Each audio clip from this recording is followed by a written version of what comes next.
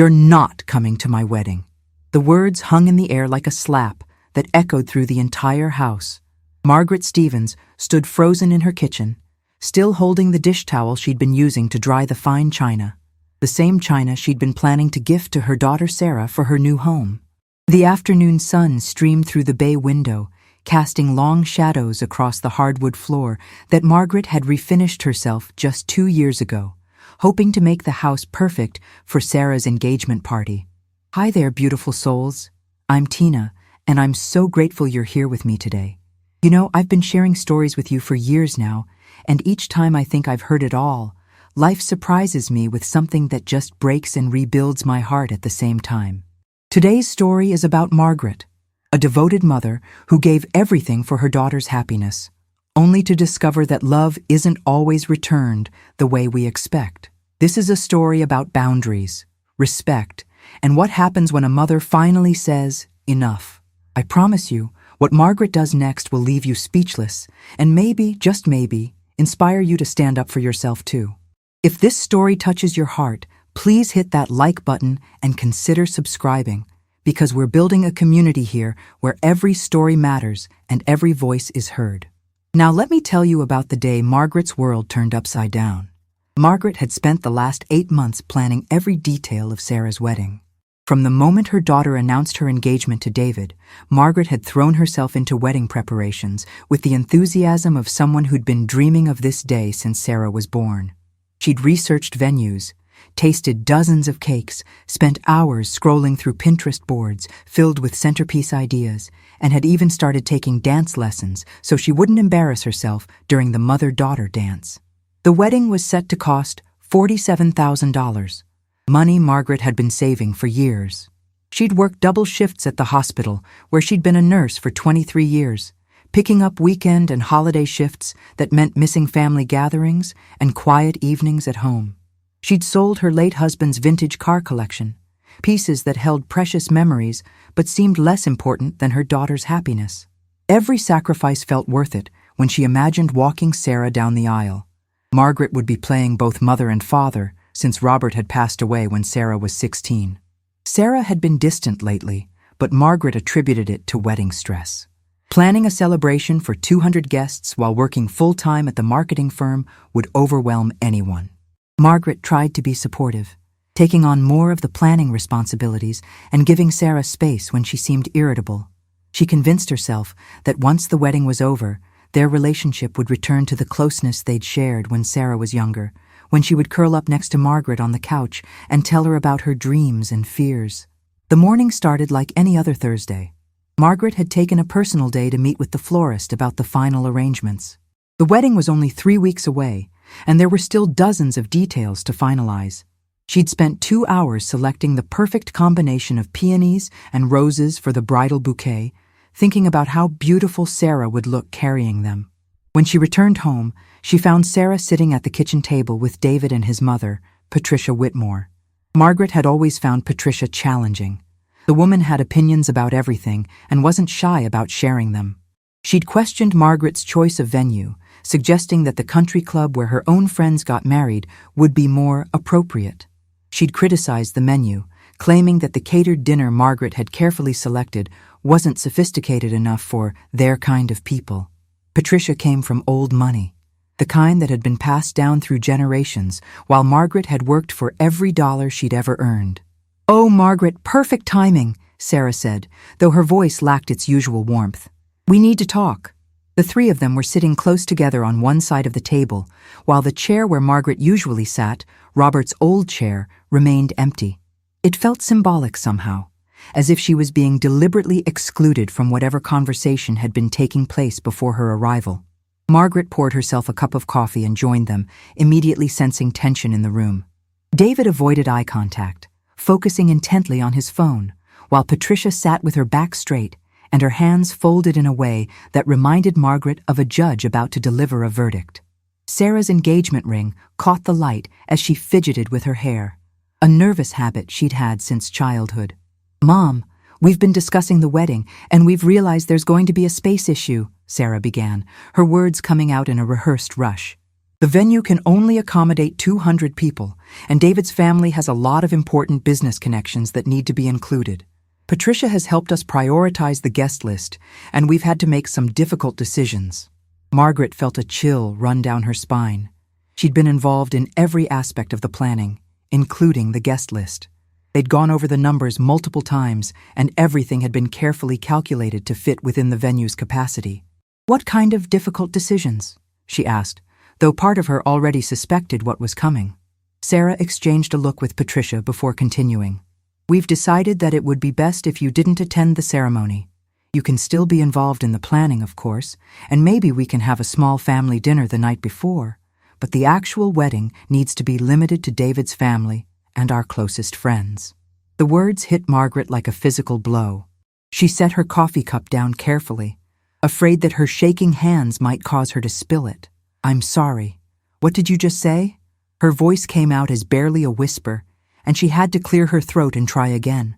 "Did you just tell me that I'm not invited to my own daughter's wedding?" "It's not that you're not invited," Patricia interjected smoothly. "It's that we need to be practical about the limitations we're working with. Sarah wants this day to be perfect, and sometimes that means making hard choices." Margaret looked at her daughter, searching Sarah's face for any sign of the girl who used to climb into her bed during thunderstorms, who brought her dandelions picked from the yard and called them beautiful flowers. But Sarah wouldn't meet her eyes, instead staring at the table as if the wood grain held fascinating secrets. "Sarah, look at me," Margaret said quietly. When her daughter finally raised her head, Margaret saw something she'd never seen before. A coldness that reminded her uncomfortably of Patricia's calculating expression. "Are you telling me that after everything we've planned together, after all the money I've spent and the time I've invested, you don't want me at your wedding?" Sarah's jaw tightened, and for a moment, Margaret glimpsed the stubborn child who used to refuse to clean her room until threatened with losing television privileges. "Mom, you're being dramatic. It's not about wanting or not wanting. It's about what makes sense. Patricia has connections in the social circle that David and I are trying to enter.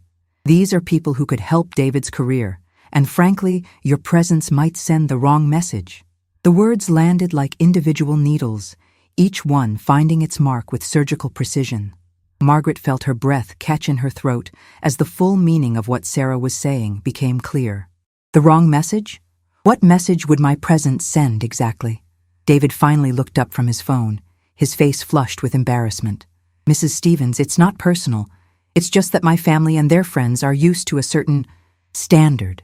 My father's business partners will be there, and first impressions matter in his industry." Margaret turned to study David's face, really looking at him for the first time since he'd started dating Sarah 3 years ago. She'd always found him pleasant enough, polite, well-dressed, ambitious. He worked at his father's investment firm and drove a luxury car that was probably worth more than Margaret's annual salary.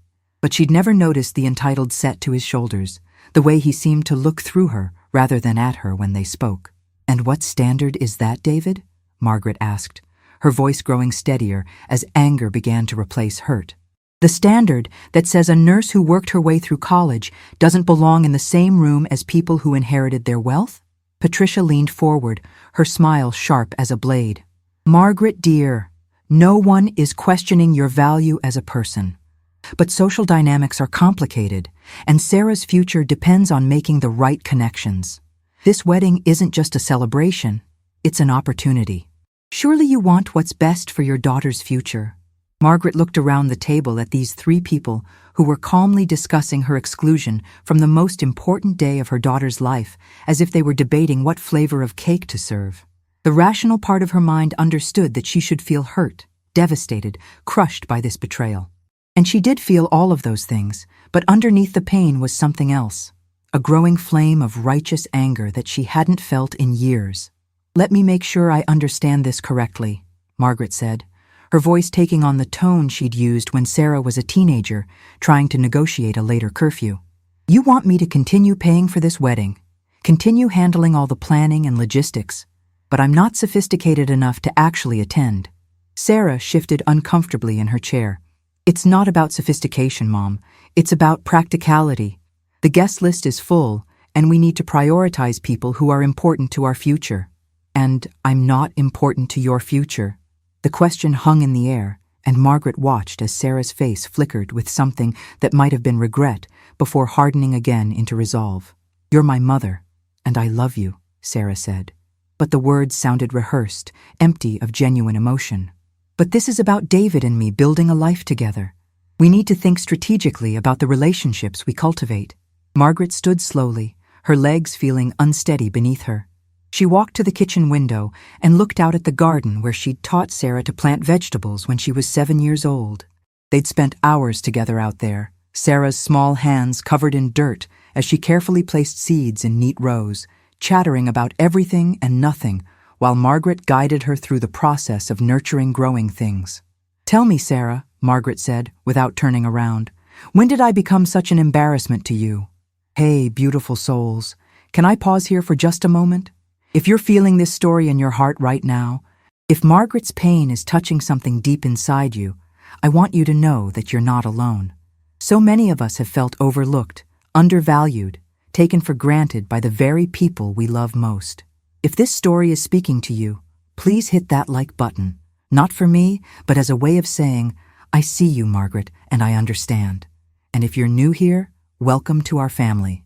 Subscribe and ring that notification bell, because every week we share stories that matter, stories about real people facing real challenges and finding the strength to stand up for themselves.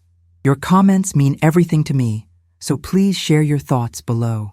Sometimes just knowing we're not alone in our struggles makes all the difference. The silence stretched until Margaret thought she might scream, just to break it. Finally, she turned back to face the table, and what she saw there confirmed everything she needed to know. David was checking his watch, impatient to leave and get back to whatever important business awaited him.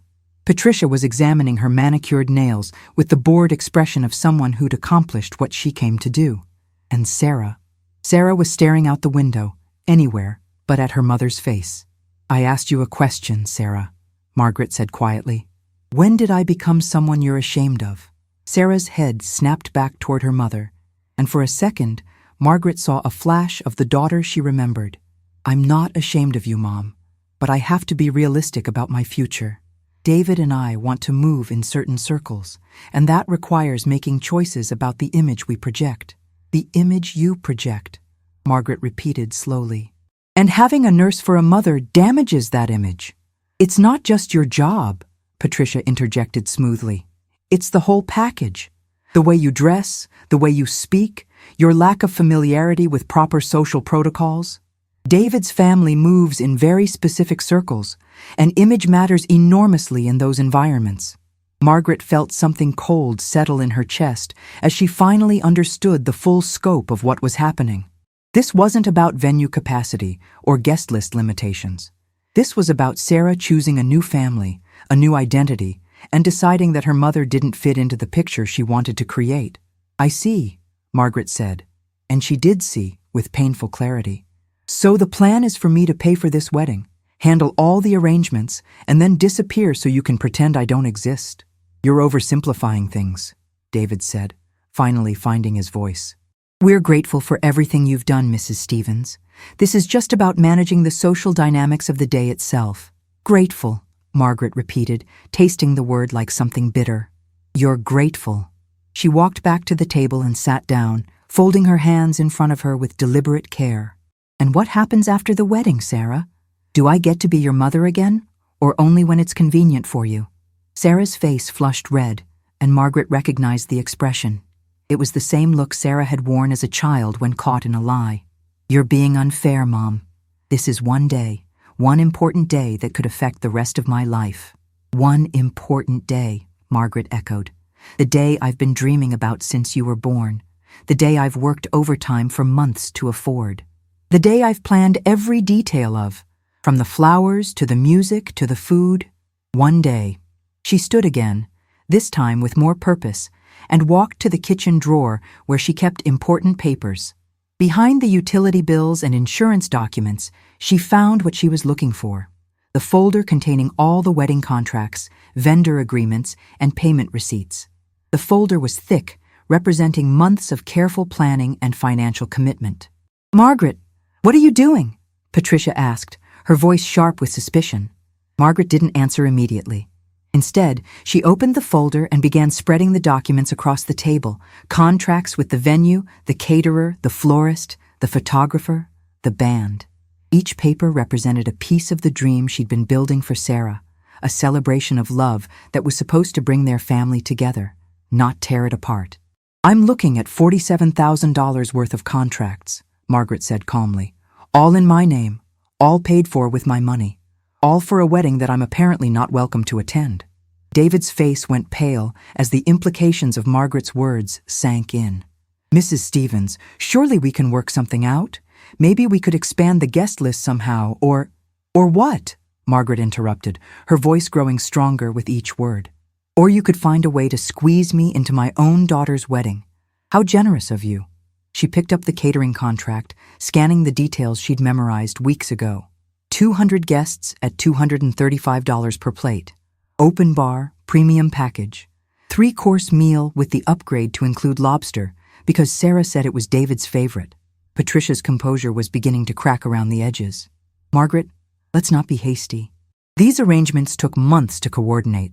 "Yes, they did," Margaret agreed, pulling out another document. "The venue contract.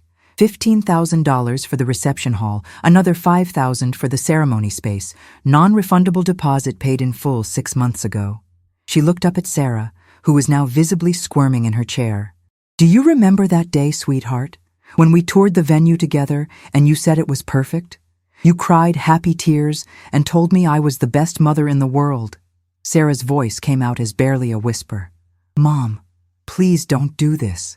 "Don't do what?" Margaret asked, her tone deceptively mild. "Don't remember the promises you made? Don't recall the plans we made together? Or don't hold you accountable for the choices you're making?" She spread out the florist contract next, pointing to the itemized list. Bridal bouquet, 8 bridesmaids' bouquets, 12 centerpieces, ceremony arch decorations, petals for the aisle. $4,200. "I spent an entire day with you choosing these flowers, Sarah. You said the peonies reminded you of the ones in your grandmother's garden." The room had gone completely silent, except for the ticking of the antique clock on the mantel. Another family heirloom that apparently wasn't sophisticated enough for Sarah's new life. Margaret continued pulling out documents, creating a paper trail of love and sacrifice that covered the entire table. Photography package, premium album, engagement session, 8 hours of wedding day coverage, $3,000. She looked at David, whose face had gone from pale to gray.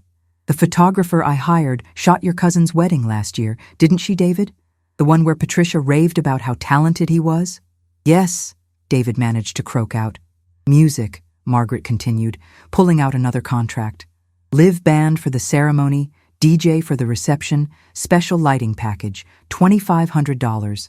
The same band that played at Patricia's anniversary party last month, if I'm not mistaken." Patricia's mask of composure finally slipped completely. "Margaret, you're being emotional. Let's discuss this rationally." "Emotional?" Margaret laughed, but there was no humor in the sound. "You think I'm being emotional? Let me tell you what emotional looks like."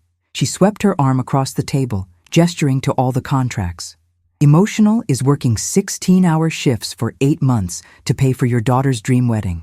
Emotional is selling your deceased husband's car collection to afford the venue your daughter fell in love with. Emotional is spending your vacation days meeting with vendors and tasting cakes and addressing invitations by hand because your daughter wanted a personal touch." Sarah had tears streaming down her face now, but Margaret felt no satisfaction in seeing them. If anything, they made her heart ache more, because they reminded her of the little girl who used to run to her for comfort when the world seemed scary or unfair. "And do you know what else is emotional?" Margaret continued, her voice growing quieter but somehow more intense. "Finding out that all of that love and sacrifice means nothing because your daughter is embarrassed by who you are." She picked up the wedding planning binder she'd been carrying around for months, filled with magazine clippings, notes, fabric samples, and photos. "This represents 8 months of my life, Sarah. 8 months of believing that I was helping you build the most beautiful day of your life. 8 months of thinking that we were in this together." Margaret opened the binder and pulled out a photograph, a picture of her and Sarah at a bridal shop, both grinning widely as Sarah tried on wedding dresses. Do you remember this day? You said you couldn't imagine planning the wedding without me. You said I had perfect taste and that you trusted me completely. Sarah's sob was audible now. I meant that, Mom. I still mean it. Do you? Margaret asked, and there was genuine curiosity in her voice. Because if you meant it, if you really trusted my judgment and valued my taste, then how could you possibly believe that my presence at your wedding would be an embarrassment? The question hung in the air like a challenge. Margaret could see the war playing out on Sarah's face, the desire to please Patricia and David warring with whatever love she still felt for her mother. For a moment, Margaret hoped that love might win, that Sarah might remember who she used to be before social climbing became more important than family loyalty. But then, Sarah's face hardened again, and Margaret saw Patricia's influence written across her daughter's features like a mask. It's not about embarrassment, Mom. It's about appropriateness. Patricia has explained to me how these social events work, and there are certain expectations. Stop, Margaret said firmly. Just stop talking.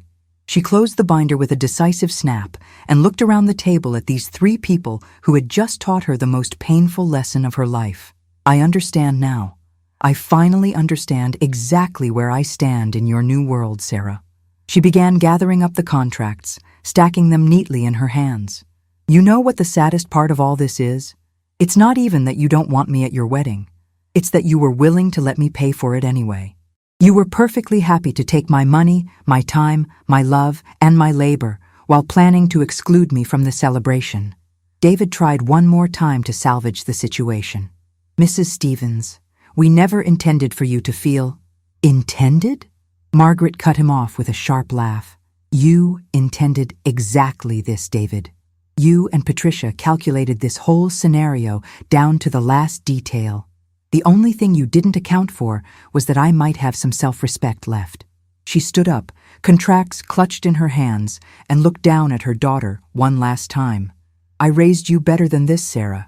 Your father and I taught you about loyalty, about treating people with dignity and respect, about standing up for the people you love. But apparently those lessons didn't take root as deeply as I thought they had. Margaret walked toward the kitchen door, then paused and turned back. Oh, and Sarah? Since I'm not sophisticated enough to attend your wedding, I'm certainly not sophisticated enough to pay for it. With that, she walked out of the kitchen, leaving behind three stunned faces and the scattered remains of months of careful planning. As she climbed the stairs to her bedroom, Margaret could hear urgent whispers erupting from the kitchen below, but she didn't care what they were saying. For the first time in months, her head was completely clear. Margaret sat on the edge of her bed, surrounded by wedding contracts spread across her comforter like pieces of a puzzle she finally understood how to solve. The afternoon sun slanted through her bedroom windows, casting everything in golden light that should have felt warm, but instead felt like a spotlight illuminating the betrayal she'd just experienced. Her hands were steady now, steadier than they'd been in the kitchen, as she reached for her phone and began dialing the first number. Rosewood Country Club, this is Amanda speaking. How may I help you? Hello, Amanda. This is Margaret Stevens. I need to speak with the events coordinator about canceling a wedding reception scheduled for 3 weeks from Saturday. There was a pause on the other end of the line. Oh, Mrs. Stevens, the ceremony and reception for Sarah Stevens and David Whitmore. Is everything all right? Do you need to make changes to the arrangements? Margaret closed her eyes briefly, steeling herself for what she was about to do. No changes, Amanda. I need to cancel the entire event, both the ceremony and reception. Cancel? Amanda's voice rose in surprise. Mrs. Stevens, I have to inform you that with such short notice, we won't be able to refund any portion of the deposit or the payments already made. The cancellation policy clearly states— I understand the financial implications, Margaret interrupted gently. I'm not expecting any refunds. I just need the event canceled immediately. Well, if you're certain, I'll need you to come in and sign some paperwork to make it official. Can you come in tomorrow morning? I'll be there at 9 o'clock sharp, Margaret confirmed, then hung up and immediately dialed the next number. One by one, she made the calls.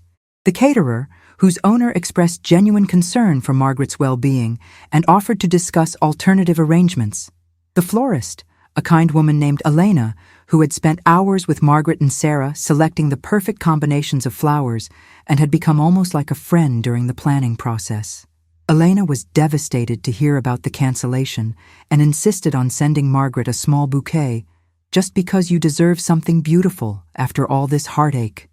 The photographer was perhaps the most difficult call, because he was genuinely excited about the wedding and had already blocked out the entire weekend for Sarah and David's celebration. "Mrs. Stevens, are you sure about this? The photos from their engagement session were absolutely stunning, and I've been looking forward to capturing their wedding day." "I'm sure, Michael," Margaret said softly. "And I'm sorry for the short notice. I know this affects your business." "Don't worry about my business," he replied kindly. "I'm more worried about you. Is there anything I can do to help?" The unexpected kindness from these vendors, people who barely knew her but were showing more concern for her welfare than her own daughter had, brought tears to Margaret's eyes. "Thank you, Michael. That means more than you know." The band was equally gracious, though the leader did express frustration about losing such a prominent booking on short notice. "We'll probably be able to fill the date," he said. "But Mrs. Stevens, weddings like this, they're good for our reputation, you know. Playing for the Whitmore family and their friends could have led to more high-end bookings." "I understand," Margaret replied, "and I'm truly sorry. Send me your cancellation fee invoice and I'll pay it immediately." As she finished the last call, Margaret realized that her hands were shaking, not from fear or uncertainty, but from a strange sense of liberation. For months, she'd felt like she was drowning in wedding details, constantly worried about meeting Sarah's expectations and making everything perfect. Now, with a few phone calls, she'd freed herself from all of that stress and obligation. A knock on her bedroom door interrupted her thoughts. "Mom?" Sarah's voice was small, uncertain. "Can I come in?" Margaret looked at the contracts still spread across her bed and made a quick decision to gather them up before answering. "Come in, Sarah." Her daughter stepped into the room looking younger than her 26 years, her face blotchy from crying and her designer blouse wrinkled from nervous fidgeting. "Mom, we need to talk." "I think we've said everything that needs to be said," Margaret replied, stuffing the contracts into a manila envelope. "Unless you've changed your mind about wanting me at your wedding." Sarah's silence was answer enough. "I didn't think so," Margaret continued, sealing the envelope with deliberate care. "So there's really nothing left to discuss." "But Mom, you can't just cancel everything." Sarah's voice cracked with desperation. "The wedding is in 3 weeks. All our friends and family are planning to be there. David's father has business partners flying in from New York." Margaret turned to face her daughter fully and was struck by how much Sarah looked like Patricia in that moment. The same entitled expression, the same assumption that other people existed to solve her problems. "Sarah, let me ask you something. If I'm not important enough to attend your wedding, why am I important enough to pay for it?" It's not the same thing," Sarah stammered. "You're my mother. Of course you're important. It's just complicated with the social dynamics and—" "Stop," Margaret said firmly. "Just stop talking about social dynamics and complications. This is very simple, sweetheart. Either I'm your mother and I belong at your wedding, or I'm an embarrassment who should be hidden away. You can't have it both ways." Sarah sank down onto the small chair by Margaret's dresser, the same chair where she used to sit as a child while Margaret brushed her hair before school. "Patricia says that after David and I are established in his father's business circle, things will be different. She says that once people get to know us as a couple, it won't matter as much what connections we have." "Patricia says," Margaret repeated slowly. "And what do you say, Sarah? What does my daughter, not Patricia's protégée, but my daughter, what does she say?" For a moment, Sarah's face crumpled, and she looked like the little girl who used to crawl into Margaret's bed during thunderstorms. "I don't know anymore, Mom. Everything is so confusing. David and his family have such specific ideas about how things should be done, and I want to fit in with them. I want to be the kind of wife that makes David proud." Margaret felt her heart break a little more at those words. "Sarah, honey, if David doesn't feel proud to have you as his wife exactly as you are, daughter of a nurse, granddaughter of a factory worker, great-granddaughter of immigrants who came here with nothing but hope, then he doesn't deserve you." "But his family is offering us so many opportunities," Sarah protested. David's father wants to bring him into the partnership, and Patricia has connections that could help my career too. This isn't just about the wedding, Mom. This is about our entire future. Margaret sat down on the bed across from her daughter, close enough to touch but feeling like there were miles between them. And what's the price of that future, Sarah? What are you willing to give up to get it? Sarah was quiet for a long moment, staring at her hands folded in her lap. When she finally looked up, her eyes were filled with tears, but also with a resolution that chilled Margaret to the bone. I can't lose David, Mom. I love him, and I love the life we could have together. If that means making some sacrifices. Some sacrifices, Margaret echoed. Like sacrificing your relationship with your mother. It doesn't have to be a sacrifice, Sarah said desperately. We can still have a relationship. It'll just be different, more private. Margaret stood up slowly, feeling suddenly exhausted. Sarah, do you hear yourself? You're talking about hiding our relationship like it's something shameful. Is that really the life you want? Is that really the person you want to become? Sarah's face hardened again, and Margaret recognized the look. It was the same expression Sarah had worn as a teenager when she'd made up her mind about something and refused to listen to reason. I'm trying to build a future, Mom. I'm trying to make something of myself. By denying where you came from? By moving forward instead of staying stuck in the past. The words hit Margaret like physical blows, but she kept her voice steady. I see, and I represent the past that you're stuck in. Sarah didn't answer, but her silence was confirmation enough. Margaret walked to her closet and pulled out a small suitcase, the same one she'd used for weekend trips with Robert years ago. Well then, I suppose we both know where we stand. Mom, what are you doing? I'm going to visit your Aunt Linda for a few days, Margaret said, pulling clothes from her dresser and folding them with mechanical precision. I need some time away from here to think. But the wedding preparations... What wedding preparations? Margaret asked without turning around. I told you, Sarah, I canceled everything. The silence that followed Margaret's words was deafening.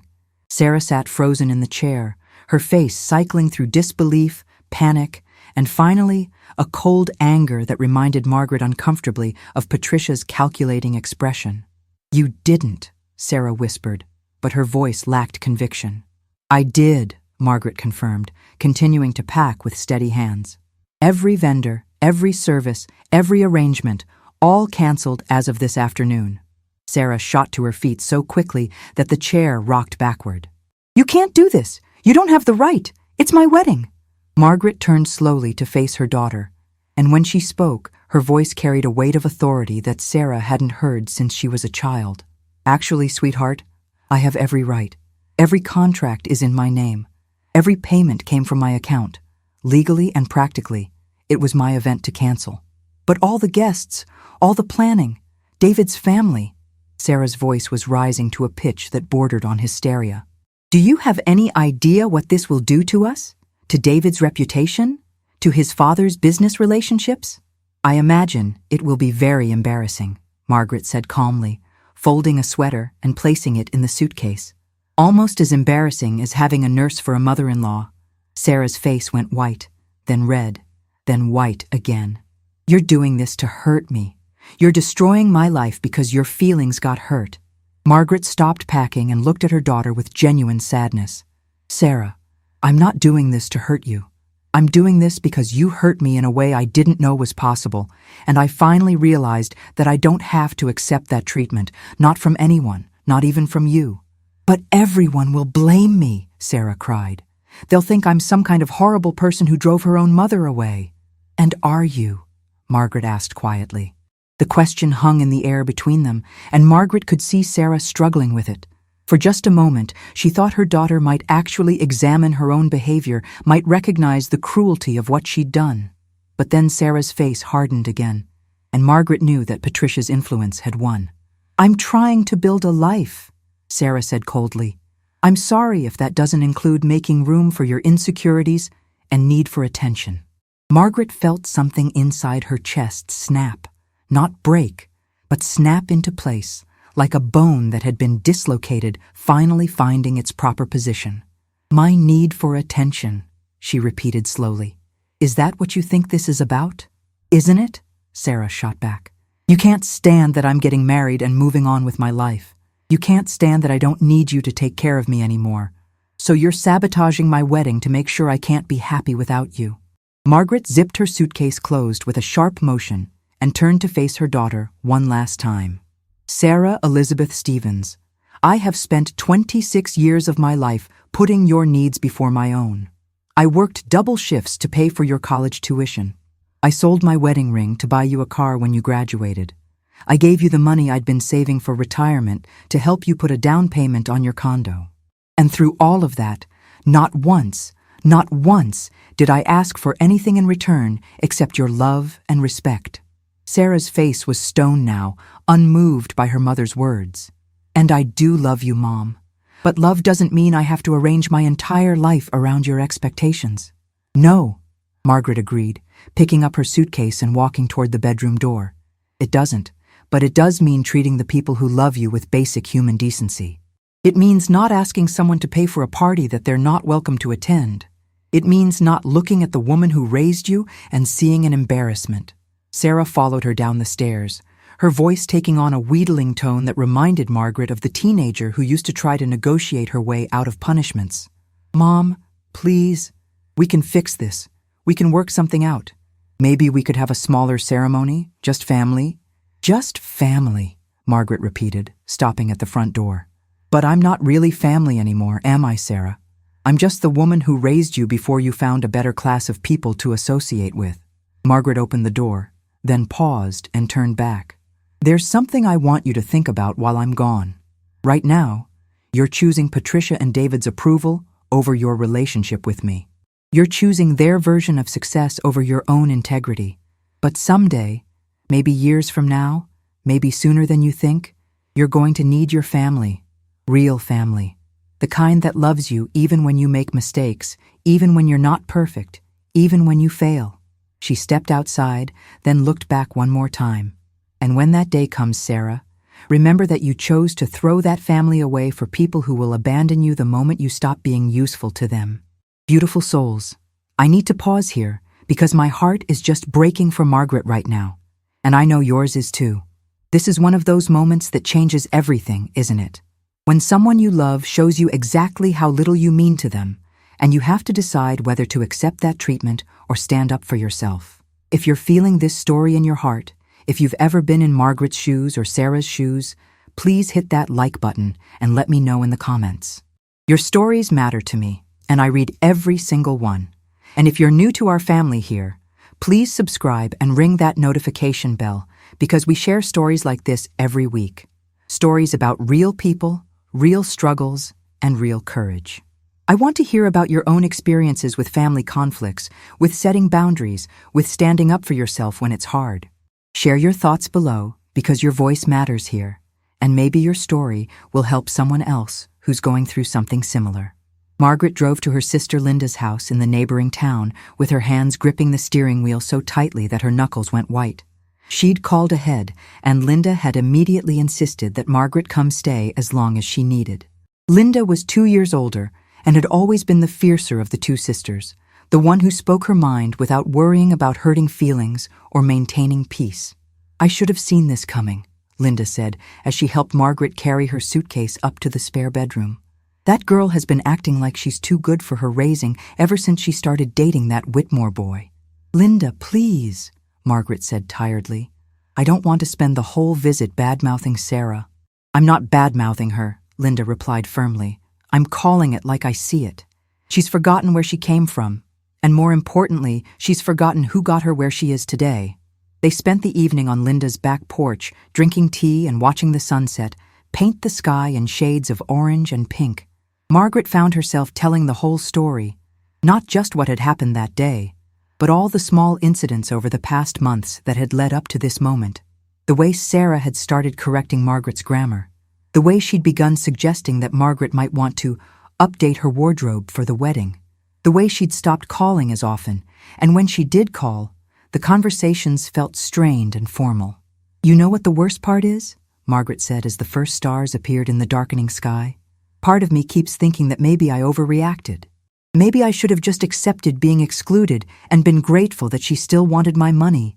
Linda set down her teacup, with a sharp clink. "Margaret Ann Stevens, don't you dare start second-guessing yourself. What that girl did to you today was cruel and calculating, and you had every right to walk away. But she's my daughter, Linda. She's all I have left of Robert. What if I've ruined our relationship forever?" "Honey," Linda said gently, "she ruined your relationship the moment she decided you weren't good enough to attend her wedding. You just stopped pretending it hadn't happened." That night, Margaret lay in Linda's guest room staring at the ceiling and thinking about all the conversations she should have had with Sarah over the past few months. All the times she should have spoken up when she felt dismissed or undervalued. All the moments when she should have insisted on being treated with respect instead of going along to keep the peace. Her phone buzzed with text messages throughout the evening. 3 from Sarah, ranging from angry to pleading to coldly practical. 2 from David, both apologetic but focused primarily on the inconvenience of the cancellations. And 1 from Patricia, which simply read, "I hope you're proud of yourself for destroying your daughter's happiness." Margaret deleted all of them without responding. Over the next 3 days at Linda's house, Margaret's phone became a constant source of interruption. It seemed that word of the wedding cancellation had spread through both families and their social circles with the speed of wildfire.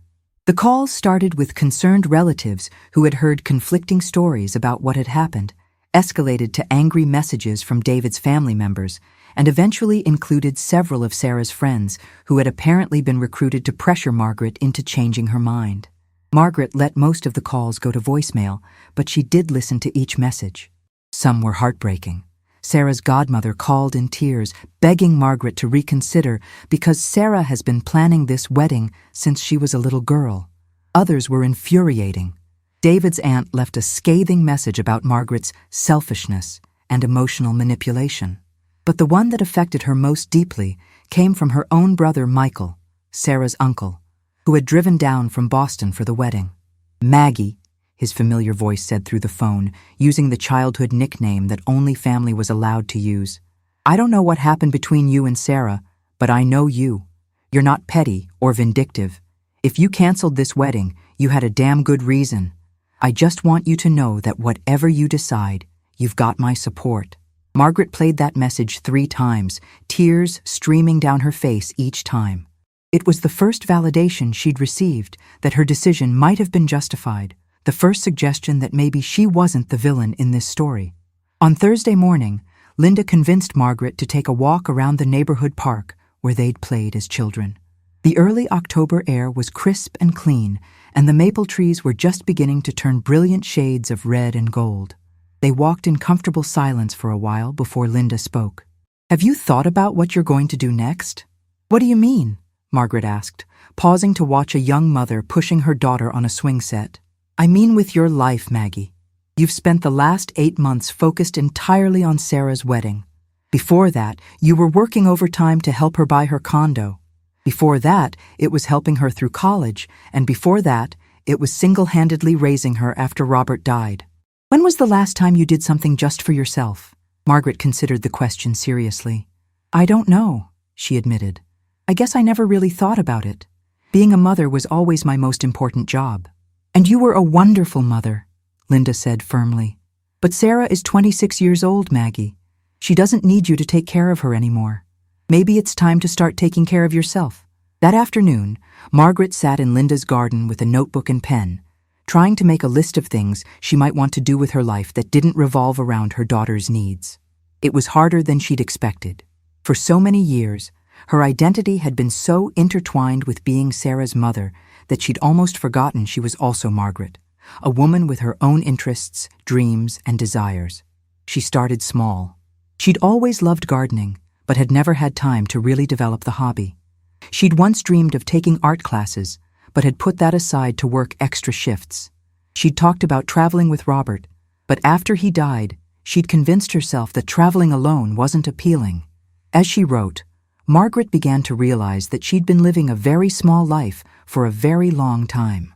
Not because she had to, but because she'd chosen to make everyone else's dreams more important than her own. The wedding cancellation had forced her to confront the fact that all that self-sacrifice hadn't earned her the love and respect she'd thought it would. Her phone rang while she was writing, and she was surprised to see that it was Elena, the florist. "Mrs. Stevens, I hope you don't mind me calling. I wanted to let you know that the flowers for Sarah's wedding were delivered to our shop this morning, and I was wondering what you'd like me to do with them." Margaret had completely forgotten about the flowers in the chaos of everything else. "Oh, Elena, I'm so sorry. I should have thought to call you about that." "Don't worry about it," Elena said kindly. "But these are beautiful flowers, Mrs. Stevens, and it seems like such a waste to just let them sit here. Would you like me to donate them to the hospital or a nursing home? Or maybe you'd like to come pick up a few arrangements for yourself." The idea of taking some of the wedding flowers for herself felt strange at first, but then Margaret realized that she'd put just as much love and care into choosing those flowers as Sarah had. "Actually, Elena, I think I'd like that very much." An hour later, Margaret found herself in Elena's flower shop, surrounded by the arrangements that should have decorated Sarah's wedding. The bridal bouquet was particularly stunning: white peonies and pale pink roses tied with ivory silk ribbon. Elena had wrapped it carefully and handed it to Margaret with a gentle smile. "You know, Mrs. Stevens, I've been doing wedding flowers for 15 years, and I've seen a lot of family drama. But I've never seen a mother put as much thought and love into choosing flowers as you did. Sarah was lucky to have you planning her wedding, even if she couldn't see it." Margaret held the bouquet carefully, breathing in the sweet fragrance of the peonies. "Thank you, Elena. That means more than you know." "Can I tell you something?" Elena asked, arranging baby's breath in a small vase. "My mother and I had a terrible fight before my own wedding. She didn't approve of my husband, and she threatened not to come to the ceremony. We were both too stubborn to back down, and she missed my wedding day. We didn't speak for 2 years after that." "What happened?" Margaret asked, genuinely curious. "My first baby was born," Elena said, with a sad smile. "And suddenly all those things that seemed so important, his family background, his job prospects, her ideas about who I should marry, none of it mattered anymore. All that mattered was that I needed my mother, and she needed to meet her granddaughter. We both realized we'd wasted 2 years being angry over something that ultimately didn't matter. Do you think Sarah and I will find our way back to each other?" Elena was quiet for a moment, carefully considering her words. "I think it depends on whether she grows up enough to realize what she's lost, and whether you're willing to forgive her when she does." Margaret carried the bridal bouquet back to Linda's house and placed it in a vase on the kitchen table. As she looked at the beautiful flowers chosen with such hope and excitement just weeks ago, she found herself thinking about Elena's story. Part of her hoped that Sarah would come to her senses and apologize, that they could rebuild their relationship on a foundation of mutual respect rather than Margaret's endless accommodation. But another part of her, a part that was growing stronger each day, recognized that she couldn't base her happiness on waiting for Sarah to change. She'd spent too many years already putting her life on hold for other people's choices. That evening, Margaret made a decision that surprised even herself. She called the travel agency in town and booked a 2-week trip to Italy, something she and Robert had talked about doing for their 25th anniversary before he got sick. She used the money she'd been saving for wedding expenses, money that was now free to be spent on her own dreams instead of someone else's celebration. 2 weeks later, Margaret stood in her own kitchen for the first time since the confrontation with Sarah.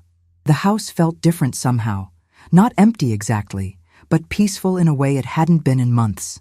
The constant stress of wedding planning was gone, replaced by a sense of possibility that she hadn't felt in years.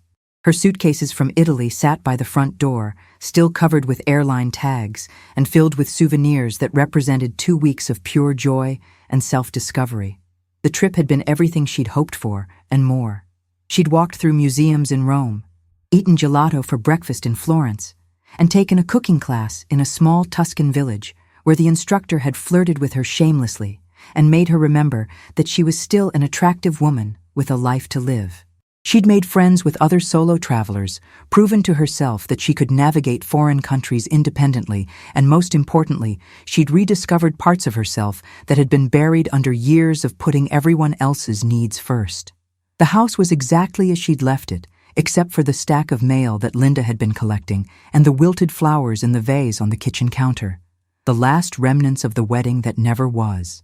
Margaret threw the dead flowers away without sentiment and put the kettle on for tea, settling into her morning routine with a calmness she hadn't felt in months. She was surprised by how little she'd thought about Sarah while she was away. Oh, her daughter had crossed her mind occasionally, usually when Margaret saw Italian mothers doting on their adult children with a warmth and respect that seemed effortless. But the constant worry and anxiety that had characterized her thoughts for so long were gone, replaced by a clarity that felt both foreign and wonderful. The kettle was just beginning to whistle when Margaret heard a car pull into her driveway. Through the window, she could see David's BMW, and her heart rate increased slightly. She wasn't sure she was ready for another confrontation, but she also wasn't going to hide in her own home. Sarah got out of the passenger side slowly, and Margaret was struck by how different her daughter looked. She'd lost weight, and not in a healthy way. Her face was pale and drawn, and her usually perfect hair hung limp around her shoulders. She looked like someone who hadn't been sleeping well. Margaret opened the door before they could knock, and was surprised to see David hanging back by the car while Sarah approached alone. "Hello, Sarah," she said quietly. "Hi, Mom." Sarah's voice was barely above a whisper, and when she looked up, Margaret could see that her eyes were red-rimmed and exhausted. "Can we talk?" Margaret stepped aside to let her daughter into the house, noting that Sarah moved carefully, as if she were afraid of breaking something. They settled at the kitchen table where this whole crisis had begun, and Margaret poured 2 cups of tea, remembering automatically that Sarah preferred honey to sugar. "How was Italy?" Sarah asked, and Margaret was surprised by the question. "It was wonderful," Margaret replied honestly. "Exactly what I needed." Sarah nodded, staring down at her untouched tea. "Aunt Linda told me you went. She said you seemed happier than you'd been in years." They sat in silence for several minutes, and Margaret found herself studying her daughter's face. The arrogance and coldness that had been so prominent during their last conversation were completely gone, replaced by something that looked like genuine remorse. "Mom," Sarah finally said, her voice cracking slightly, "I need to tell you what happened after you left." Margaret waited, not pushing, letting Sarah find her own words. "The first few days I was so angry. I couldn't believe you'd actually canceled everything. David was furious, and Patricia was, well, she was brutal. She kept saying that this proved you were unstable and manipulative, and that it was a good thing we'd decided to exclude you from the wedding, because you clearly couldn't handle the stress of a sophisticated event." Sarah paused, wiping her eyes with the back of her hand. "And I believed her, Mom. I actually sat there and nodded along while she said terrible things about you, because it was easier than admitting that maybe I'd made a mistake." Margaret felt a familiar ache in her chest, but it was smaller now, more manageable than it had been before. "But then," Sarah continued, "people started finding out what had really happened. Not Patricia's version, but the truth. David's cousin Emma called me because she'd heard the wedding was canceled, and when I tried to explain about venue capacity and guest list limitations, she asked why we hadn't just moved to a larger venue if space was really the issue." Margaret raised an eyebrow but didn't comment. "And then Uncle Michael called, and he was so disappointed in me, Mom. He said he couldn't believe I'd excluded my own mother from my wedding, and when I tried to explain about the social dynamics, he just hung up on me. Then Aunt Linda called, and she told me exactly what she thought of my behavior, and it wasn't pretty." Sarah's voice was getting stronger now, as if talking about it was helping her process what had happened. But the worst part was when David's sister called. She's been married to a successful businessman for 8 years, and she moves in exactly the circles that Patricia said were so important. And when she heard what we'd done, she was horrified. "What did she say?" Margaret asked, genuinely curious. "She said that in all her years of attending high society events, she'd never met anyone who would exclude their own mother from their wedding for social reasons. She said it was the kind of behavior that would actually hurt David's reputation, not help it, because it made us look like people without loyalty or family values." Margaret absorbed this information quietly, recognizing the irony that it had taken Patricia's own social circle to make Sarah see the cruelty of what she'd done. "And then," Sarah continued, her voice dropping to almost a whisper, "Patricia and David's father had a conversation about the wedding cancellation, and I overheard them talking about how this whole situation proved that I wasn't ready for marriage into their family. Patricia said that a woman who would treat her own mother so poorly couldn't be trusted to represent their family name properly." The pieces of the puzzle were falling into place for Margaret now. "So they called off the engagement?" Sarah shook her head. No, but they made it clear that the wedding couldn't happen until I resolved my family issues in a way that reflected better on all of us. Patricia suggested that maybe I should reconcile with you publicly, make it look like the whole thing was just a misunderstanding that we'd worked out. Margaret felt a flash of anger at Patricia's continued manipulation, but she kept her voice even. And what did you say to that? I said no. Sarah looked up at her mother for the first time since she'd started talking. I told them that if I was going to apologize to you, it would be because I was genuinely sorry, not because it was good for anyone's image. And I told David that if his family thought I was the kind of person who would treat my mother badly, then maybe they were right to question whether I was good enough for them. Margaret felt a flicker of pride at her daughter's words, but she waited to hear the rest of the story. David didn't take that well, Sarah continued. He said I was being emotional and that I needed to think practically about our future. He said that sometimes people have to make sacrifices for the greater good of the family, and that my relationship with you was just going to have to be one of those sacrifices. And? Margaret prompted gently. And I realized that if David could ask me to sacrifice my relationship with my mother, what else would he ask me to sacrifice? My career if it conflicted with his? My friends if they weren't sophisticated enough? My own opinions if they didn't match his family's expectations? Sarah was crying openly now, but she continued talking through her tears. I started thinking about the kind of person I'd become over the past few months. How I'd started criticizing your clothes and your grammar, how I'd stopped calling as often because I was embarrassed by the difference between our lifestyles. I realized I'd become someone I didn't even recognize, someone who valued image over love and status over loyalty. Margaret reached across the table and took her daughter's hand, and was relieved when Sarah didn't pull away. I broke up with David last week, Sarah said quietly. I told him that I couldn't marry someone who thought I should be ashamed of where I came from. And I told Patricia exactly what I thought of her advice about managing my image. They sat quietly for a moment, and Margaret found herself feeling a complex mixture of emotions. Relief that Sarah had come to her senses. Sadness for the pain her daughter had gone through. Pride that Sarah had ultimately chosen family over social advancement. And underneath it all, a wariness born of too many years of putting Sarah's needs before her own. Sarah, Margaret said finally, I'm glad you realized that David and his family weren't right for you. And I'm glad you're here because I've missed you terribly. But I need you to understand something. Sarah looked up, waiting. I can't go back to the way things were before. I can't go back to being the mother who says yes to everything, who sacrifices her own needs and dreams to make everyone else happy, who accepts being taken for granted because it's easier than setting boundaries. Sarah nodded slowly. I know, Mom, and I don't want you to go back to that either. I want you to be happy, really happy, not just happy to serve everyone else. Margaret studied her daughter's face, looking for any sign of the entitlement or coldness that had been there before. What she saw instead was genuine remorse, real understanding, and something that looked like respect. Can we start over? Sarah asked quietly. Not go back to the way things were, but build something new, something better? Margaret squeezed her daughter's hand. I'd like that very much. But it's going to take time, Sarah. Trust is something that has to be rebuilt slowly. I know, Sarah said, and I'm willing to do whatever it takes to earn your trust back. I want to be the daughter you deserve, Mom. The daughter you raised me to be before I lost my way. As they sat together in the quiet kitchen, Margaret felt something she hadn't experienced in months. Hope. Not the desperate hope of a mother clinging to a relationship that was making her miserable, but the cautious hope of two adults who might be able to build something real and lasting together. Outside, David was still waiting by his car, but Margaret noticed that Sarah didn't seem to be in any hurry to leave. Instead, she was asking about Italy, about Margaret's plans for the money she'd saved for the wedding, about whether Margaret had considered taking those art classes she'd always talked about.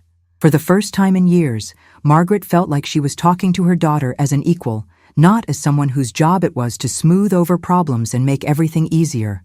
It was a small beginning, but it felt like the start of something that might actually last. There's one more thing, Mom, Sarah said as she finally prepared to leave. I want you to know that if I ever do get married again, to someone who actually deserves me, you won't just be invited to the wedding. You'll be walking me down the aisle. because you're the one who raised me, who shaped me into the woman I am, and you deserve to be honored for that." Margaret hugged her daughter goodbye, and for the first time in months, it felt real. Not the careful, polite embrace of people walking on eggshells, but the fierce, loving hug of family who had chosen each other again. As Sarah's car pulled away, Margaret stood in her doorway and felt a sense of completion that had nothing to do with reconciliation and everything to do with self-respect. She'd learned that love without respect isn't really love at all, and that sometimes the most loving thing you can do is refuse to accept poor treatment. The afternoon sun was warm on her face as she closed the door and went back to planning the rest of her life. A life that would include her daughter, but would no longer revolve around her. It was exactly the beginning she hadn't known she needed.